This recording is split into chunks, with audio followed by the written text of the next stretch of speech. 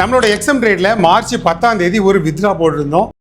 கிட்டத்தட்ட $15,000 வந்து வித்ரா போட்டிருந்தோம். அதுக்கான மெயில் ரிக்வஸ்ட்ல இருந்து நமக்கு வந்திருக்கக்கூடிய ப்ரூஃப் எல்லாமே நான் உங்களுக்கு இதில் அட்டாச் பண்ணுறேன். இது கூடவே நான் வித்ரால் போட்டது 10ஆம் தேதி, ஆனால் அந்த அமௌண்ட் வந்து எனக்கு பேங்க்ல ரிசீவ் ஆனது 24ஆம் தேதி. அப்போது கிட்டத்தட்ட 14 நாள் அதில் வந்து ஒரு ஒர்க்கிங் நடந்திருக்கு. ஒர்க்கிங் நடந்ததுக்கு பிறகு தான் அந்த அமௌண்ட்டு ஒரே பேமெண்ட்டாக என்னோட பேங்க் அக்கௌண்ட்டில் ரிசீவ் ஆச்சு. இப்போ அந்த இன்பிட்வீன் கேப்ல நடந்த விஷயங்கள் கிட்டத்தட்ட ஒரு 2 விதமான கன்ஃபர்மேஷன்கள் வந்து என்கிட்ட அந்த கஸ்டமர் கேர் கேட்டிருந்தாங்க. என்னெல்லாம் அப்படின்னா, இந்த பேமெண்ட் வந்து உங்களுக்கு சிங்கிள் பேமெண்ட்டாக வேணுமா இல்லை பிட்டு பிட்டாக வேணுமா அப்படிங்கிற மாதிரி கேட்டிருந்தாங்க. பிட்டு பிட்டானா ஃபார் எக்ஸாம்பிளுக்கு 1 லட்சம், 2 லட்சம், 50,000 இந்த மாதிரி சின்ன சின்ன அமௌண்ட்டுகளை அனுப்பி அதுக்கான ஸ்டேட்மெண்ட்டை நம்மளோட மெயிலுக்கு வந்து அவங்க சென்ட் பண்ணுவாங்க. அது ஒரு வழி. ரெண்டாவது ஒரே பேமெண்ட்டாக சென்ட் பண்ணுவாங்க. அது ரெண்டாவது வழி. பிட்டு பிட்டாக அவங்க சென்ட் பண்ணக்கூடிய அமௌண்ட் வந்து எப்போ வித்ரா எடுத்தோமோ அடுத்த நாள்லேருந்தே கண்டினியூ ஆகி ஒரு வாரத்துக்குள்ள ஹோல் அமௌண்ட்டும் நம்மளோட அக்கௌண்ட்டில் கிரெடிட் ஆயிரும். ஆனால் நம்ம ஒரே பேமெண்ட் சிங்கிள் பேமெண்ட்டாக வேணும் அப்படிங்கிற பட்சத்தில் நமக்கு நம்மளோட அக்கௌண்ட் வந்து நல்ல ஒரு கேப்பபிலிட்டி இருக்கணும். கேப்பபிலிட்டி மீன்ஸ் நீங்கள் ஒரு சேவிங்ஸ் அக்கௌண்ட் வச்சுருந்தீங்க அப்படின்னா அந்த அக்கௌண்ட் கண்டிப்பாக ஃப்ரீஸ் ஆகி போயிடும். இவ்வளோ பெரிய அமௌண்ட் வந்து உங்களோட அக்கௌண்ட்டில் விழும்போது.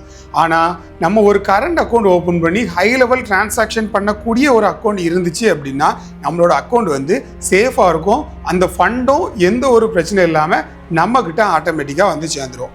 இந்த ஒரு 20 லட்சம் தாண்டி நீங்கள் வித்ரா எடுக்கும்போது தான் நம்மளோட கவர்மெண்ட்டுக்கு நீங்கள் டேக்ஸ் பே பண்ணுற மாதிரி இருக்கும். அந்த 20 லட்சத்துக்கு உள்ளாடி எவ்வளோ அமௌண்ட்டுகள் நீங்கள் வித்ரா எடுத்தாலும் 10 பைசா கூட நம்மளோட கவர்மெண்ட்டுக்கு வந்து நீங்கள் டேக்ஸ் பே பண்ண வேண்டியது இல்லை. அதனால் ஒரு பிகினராக நான் வந்து சார் நிறைய விஷயங்கள் நான் கற்றுக்கணும் அப்படின்னு நினச்சிங்க, நம்மளோட ஹெல்ப் வேணும்னு நினச்சிங்கன்னா வெப்சைட்டை விசிட் பண்ணி பாருங்கள். இல்லைனா ஸ்க்ரீனில் தெரிகிற நம்பருக்கு நீங்கள் தனிப்பட்ட முறையில் கூட மெசேஜ் பண்ணலாம், என்கிட்ட பேசலாம்.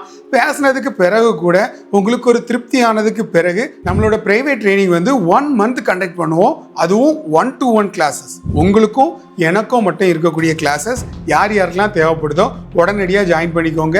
எங்களோட ஹெல்ப் வந்து எல்லா விதத்துலேயும் லாஸ்ட் வரைக்கும் இருக்கும், நீங்கள் ப்ரொஃபஷனல் ஆகிறது வரைக்கும். 26ஆம் தேதி கோல்டில் நம்ம ஒரு ட்ரேட் எடுத்திருந்தோம். அந்த ஒரு ட்ரேடால் கிட்டத்தட்ட $1,500 நமக்கு ப்ராஃபிட்டாக கிடச்சிது. இந்த ப்ராஃபிட் வந்து என்னோட டேக் ப்ராஃபிட் ஹிட் ஆகி தான் எனக்கு இந்த ப்ராஃபிட் கிடைச்சிதா அப்படின்னா இல்லை, என்னோட பிரேக் ஈவன் ஹிட் ஆகி தான் இந்த ஒரு $1,500 எனக்கு ப்ராஃபிட்டாக கிடச்சிது. அந்த ட்ரேட் நம்ம எதுக்காக எடுத்தோம், அந்த ட்ரேடால் நம்ம என்னென்ன விஷயங்கள்லாம் கற்றுக்கிட போகிறோம் அப்படிங்கிறது தான் முழுக்க நாம் இந்த வீடியோவில் பார்க்க போகிறோம். ட்ரேடை பிளேஸ் பண்ண இடம் அப்படிங்கிற மாதிரி கரெக்டாக பார்த்தோம் அப்படின்னா இந்த இடத்துல நம்மளோட ட்ரேடை வந்து நம்ம பிளேஸ் பண்ணியிருந்தோம். ட்ரேடை நம்ம பிளேஸ் பண்ணிவிட்டு நம்மளோட டேக் ப்ராஃபிட்டை வந்து ஒரு 4,500 பாயிண்டில் வைக்கணும். ஆனால் 4,500 பாயிண்டில் நான் வைக்கலை, ஜஸ்ட் ஒரு 3,000 பாயிண்ட்லேயும் ஸ்டாப் லாஸை வந்து ஒரு 1,500 பாயிண்ட்லேயும் நான் வந்து செட் பண்ணியிருந்தேன். எதுக்காக டேக் ப்ராஃபிட்டை 1:3 ரேஷியோவில் வைக்கல அப்படின்னு பார்த்தீங்கன்னா, நான் ட்ரேட் எடுத்த டைமோ இன்னைக்கு காலையில் 1 மணிக்கு, அதாவது 26ஆம் தேதி 1 மணிக்கு ட்ரேட் எடுத்த காரணத்தினால அந்த டைம் மார்க்கெட் ஹை லெவல் வாலட்டைலும் இருக்காது, மூவ்மெண்ட்டும் இருக்காதுங்கிற ஒரு காரணத்தில் ட்ரேட் எடுத்தது. ஆனால் அந்த மார்க்கெட் வந்து நம்ம சொன்னதை விட அதிக ஒரு வாலட்டைல் தான் எல்லா டைமுமே இருக்குது. கோல்டு வந்து அந்த லெவலுக்கு மாறினதுக்கு காரணம் என்ன, இந்த வாரா இல்லை என்னென்ன விஷயங்கள்லாம் நடந்துட்டுருக்கு அப்படிங்கிறத நம்ம ஆராய்ச்சி பண்ணுறதுக்கே நமக்கு ஒரு 2-3 நாள் டைம் ஆயிரும். அதனால் ஜஸ்ட் நியூஸை பார்த்து மட்டும் நம்ம ட்ரேட் பண்ணுறது வந்து ரொம்ப சுலபமான விஷயம். இப்போ நம்ம 1:2 ரேஷியோ தான் நம்ம இதில் வச்சுருக்கிறோம். இந்த ஸ்க்ரீனை பார்த்தீங்கன்னா தெரியும், 1:2 1,500க்கு 3,000 அந்த ரேஞ்சில் தான் வச்சுருக்கோம். இப்போ இதுலேயே 4,500 நம்ம வச்சு பார்த்தோம் அப்படின்னா 4,500 வச்சு பார்த்தோம்னா டேக் ப்ராஃபிட் வந்து ரொம்ப லாங்கில் இருக்குது. இந்த ஒரு காரணத்தினால தான் நான் வந்து இதில் டேக் ப்ராஃபிட் எவ்வளோ வச்சேன் அப்படின்னா வெறும் 3,000 மட்டும் வச்சுருந்தேன். ஆனால் அந்த 3,000 வச்சுருந்தாலும் என்னோட டார்கெட்டை வந்து அது ரீச் ஆகலை. இருந்தாலும் எனக்கு இது டார்கெட் ரீச் ஆகாது அப்படிங்கிறது எனக்கு கண்டிப்பாக தெரியும். அப்போது நான் அதில் பண்ண விஷயங்கள் என்ன அப்படின்னா, கீழே இருக்கக்கூடிய பிரேக் ஈவனை கொஞ்சம் கொஞ்சமாக கம்மி பண்ணி ஒரு $200 $500 அப்படி கம்மி பண்ணி ஒரு $1,500 கொண்டு செட் பண்ணிட்டேன். இப்படி செட் பண்ணதுனால மார்க்கெட் கண்டிப்பாக ரிவர்ஸ் தான் ஆகும் அப்படிங்கிறது எனக்கு தெரியும். எதனால் டேக் ப்ராஃபிட் ஹிட் ஆகாது அப்படிங்கிறது எனக்கு தெரியும். அந்த ஒரு கான்செப்டில் நான் வந்து பிரேக் ஈவனை ஒரு $1500 ப்ராஃபிட் கிடைக்கிற மாதிரி செட் பண்ணேன். ஃபார் எக்ஸாம்பிளுக்கு நமக்கு வீக்லி ஒரு $3000 to $5000 ப்ராஃபிட் கிடைச்சாலே போதும் அப்படிங்கிற ஒரு கான்செப்டில் தான் நம்ம இருக்கிறது. ஏன்னா நம்மளோட பேலன்ஸ் வந்து அந்த லெவலில் தான் நம்ம வச்சுருக்கிறோம்.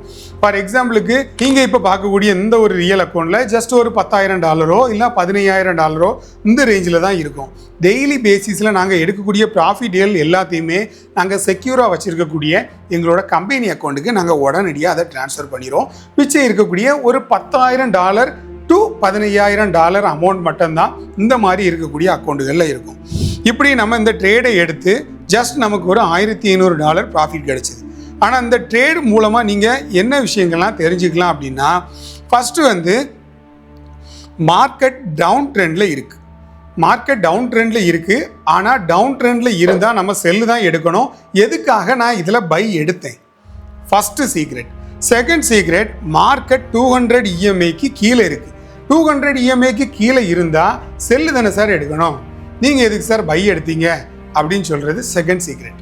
தேர்ட் சீக்ரெட் என்ன அப்படின்னா, இவ்வளோ பெரிய ஃபேர் வேல்யூ கேப் இருந்த ஒரு காரணத்தினால தான் இந்த ஃபேர் வேல்யூ கேப் நமக்கு கம்ப்ளீட் ஆகும் அப்படிங்கிற ஒரு கான்செப்டில் நம்ம பை எடுத்தது.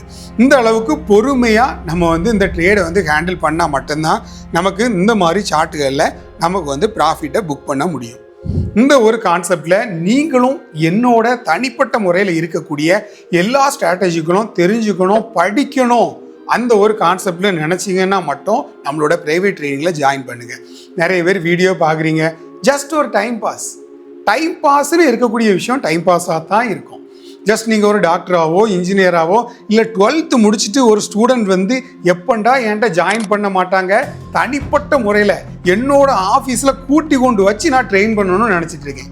ஏன்னா ஒரு டிகிரி முடிக்காமல் அவங்க டைரெக்டாக அவங்கள இந்த ஒரு ட்ரைனிங்குள்ளே கொண்டு வந்து எப்படி ஒரு மில்லியனர் ஆக்கலாம், அந்த ஒரு கான்செப்டில் என்னோட ட்ராவலை கொண்டு போகணுங்கிற ஆசை ரொம்ப நாளாக இருக்குது. யாருமே இன்னும் அதுக்கு தயாராக இல்லை. தயாராகிறவங்களுக்கு நான் ரொம்ப முக்கியத்துவம் கொடுக்கணும் அப்படிங்கிற ஒரு கான்செப்டில் நினச்சிருக்கேன். அண்ட் ஆஸ் யூஷுவல் யாரெல்லாம் இதை ஒரு நல்ல பெனிஃபிட்டாக எடுத்து யூஸ் பண்ணணும்னு நினைக்கிறீங்களோ தாராளமாக யூஸ் பண்ணிக்கோங்க. சும்மா ஏதோ ஏனாதானோன்னு எடுத்து வீடியோ பார்த்தோமா சரி தொடச்சி போட்டு போவோம், அந்த ஒரு கான்செப்டில் இருந்தீங்கன்னா கடைசி வரைக்கும் வாழ்க்கை வந்து ஏனதானு தான் போவோம். அதனால் இந்த வீடியோவை நீங்கள் பார்த்தாலும் சரி, எந்த வீடியோ பார்த்தாலும் சரி, சீரியஸாக பாருங்கள், சின்சியராக பாருங்கள். அதில் நீங்கள் எப்படி சம்பாதிக்கலாம் அப்படிங்கிற ஒரு கான்செப்டில் பாருங்கள். கண்டிப்பாக உங்களுக்கும் சக்ஸஸ் தான். இன்னும் ஒரு நல்ல இன்ஃபர்மேட்டிவான வீடியோ எதை பற்றி போடணும் அப்படிங்கிறத சொல்லுங்கள். மறக்காமல் சப்ஸ்கிரைப் பண்ணி வச்சுக்கோங்க. அப்போ தான் நம்ம சேனல் மூலமாக சொல்லக்கூடிய இன்ஃபர்மேஷனையாவது நீங்கள் கேதர் பண்ண முடியும். நம்மளோட தனிப்பட்ட முறையில் வரலை அப்படின்னாலும் சேனலோட ஹெல்ப்பையாவது நீங்கள் வந்து கேட்டுக்கலாம். தேங்க்ஸ் ஃபார் வாட்சிங் FX Man Gold.